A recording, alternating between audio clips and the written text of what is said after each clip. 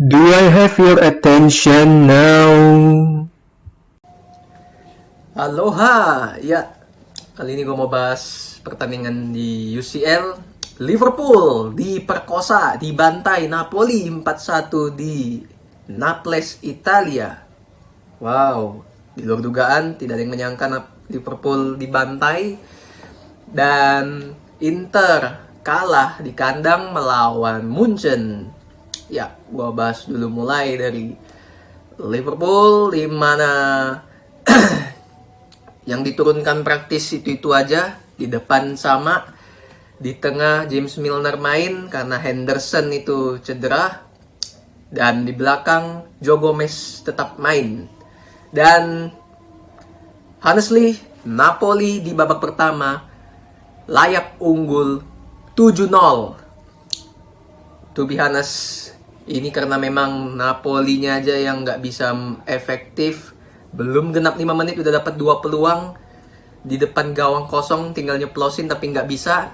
Akhirnya dapatlah penalti itu, dan Napoli dapat 2 penalti di pertandingan ini, dan memang dua-duanya layak diberikan penalti. Pertama menjadi gol, kedua gagal, digagalkan Alisson.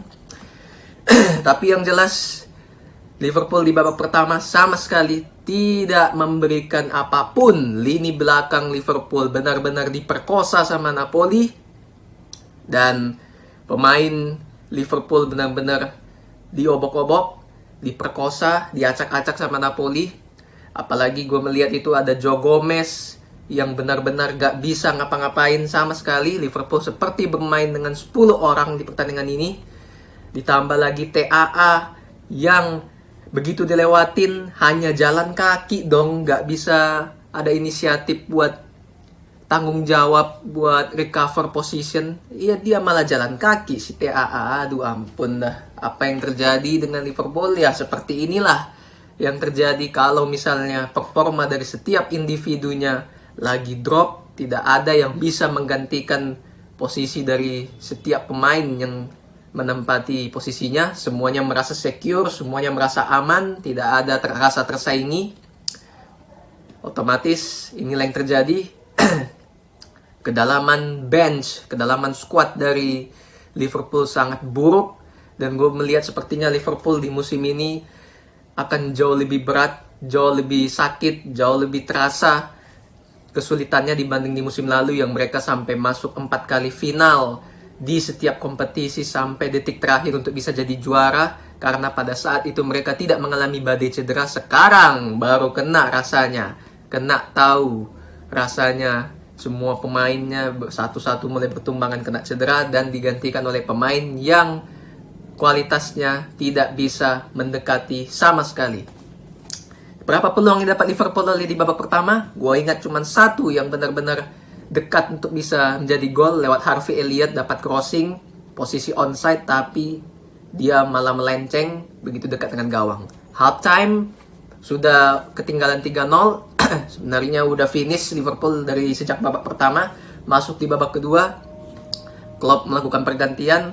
Firmino, Salah diganti, Jota, Nunes maksudnya, sama Thiago masuk, tapi tidak memberikan dampak apapun. Malah mereka kebobolan 1 gol lagi duluan. Dan 4-0. Pada akhirnya ya Luis Diaz yang cuman sendirian buat mengancam, shooting luar kotak penalti, bisa ditepis oleh kiper Napoli, dan alhasil Liverpool cuma dapat 1 gol. Dan sampai selesai Liverpool gak bisa ngapa-ngapain. Ya, tentunya hasil ini akan semakin membuat posisi Liverpool semakin sulit. Apalagi mereka mengikuti banyak kompetisi di musim ini. Dan dengan kedalaman squad seperti ini, gue gak yakin mereka bisa survive sampai di akhir musim. Mau gak mau mereka harus tunggu sampai winter break lagi beberapa bulan untuk bisa beli pemain. Itu pun gak banyak yang tersedia. Which is, gue bilang ini akan jadi suatu rintangan sulit buat Klopp. Apakah Klopp akan dipecat dengan hasil buruk ini?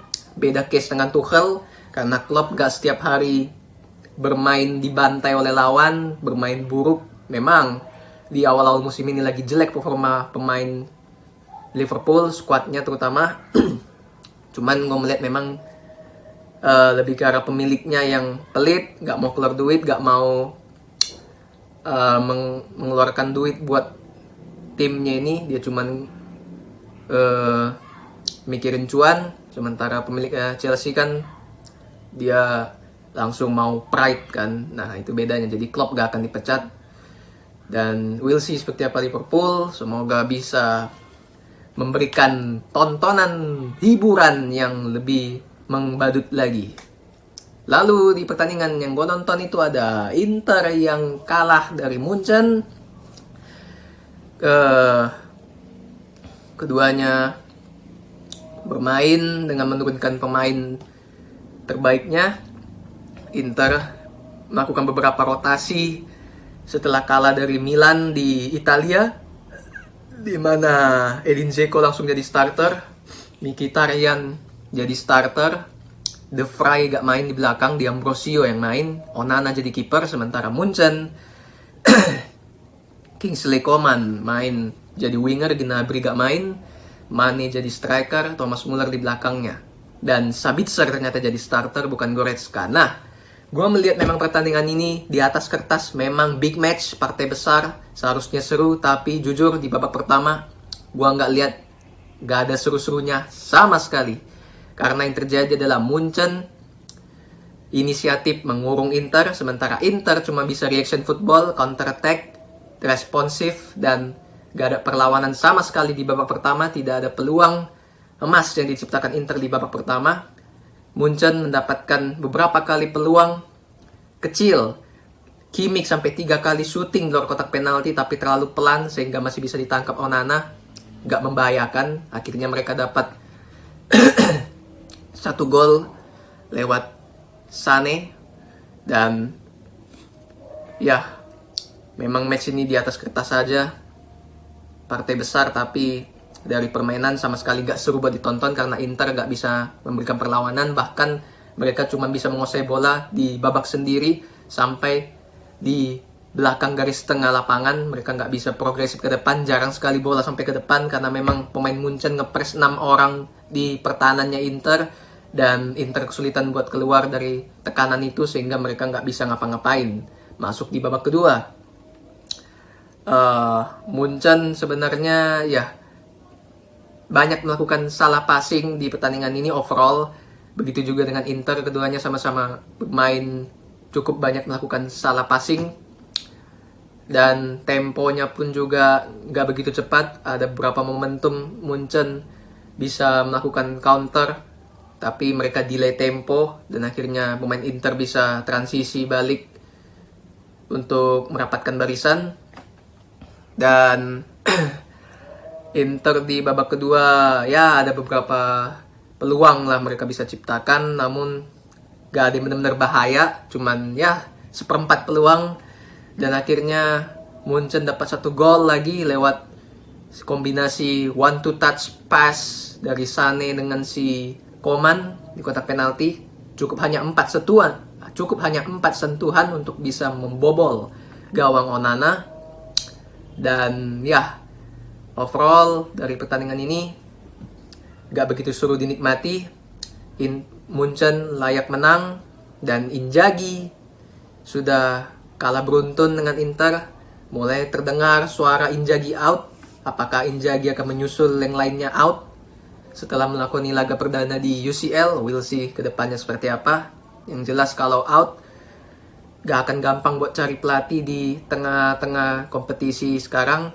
Harus nebus klausul buy out dari pelatih klub lain yang lagi terikat kontrak, dan juga pelatih yang tersedia free transfer sekarang juga gak banyak, dan gak ada jauh bedanya dengan Inzaghi dari segi strategi. Jadi ya kita lihatlah seperti apa, karena di grup ini memang grup neraka. Di pertandingan lainnya itu ada Barcelona yang membantai 5-1, dan Lewandowski kembali membuktikan bahwa di usianya yang sudah 33 dan bermain di liga lain tidak mempengaruhi performa dia. Dia tetap bisa membuktikan bahwa dia predator dengan mencetak hat-trick di pertandingan ini. Tidak mau kalah dengan juniornya Haaland dan Mbappe yang mencetak gol juga membuat timnya menang. Dan Xavi memainkan formasi yang berbeda-beda di setiap pertandingan, baik itu di La Liga maupun di UCL, karena dia punya banyak pilihan, punya banyak pemain di setiap posisinya yang bisa dirotasi dan kualitasnya gak jauh beda. Jadi ya, kalau gue bilang Xavi gak bisa dapat trofi di Barcelona, sangat bodoh Xavi dan layak dipecat 100%, of course, absolutely. Dan kita lihat persaingan di grup ini seperti apa. Kalau melihat dari penampilan masing-masing tim, tentunya Munchen ada di garis terdepan, dan sekarang Barcelona belum terbukti karena lawannya juga masih tim kecil, tim yang siap-siap dipermak di grup ini. Jadi akan gue nantikan akan sangat seru antara Munchen ketemu Barca, di mana sang mantan melawan tim yang sudah dia bela berapa tahun. Dan ya, we'll see seperti apa. That's it. Thanks for watching. Say goodbye to the other side.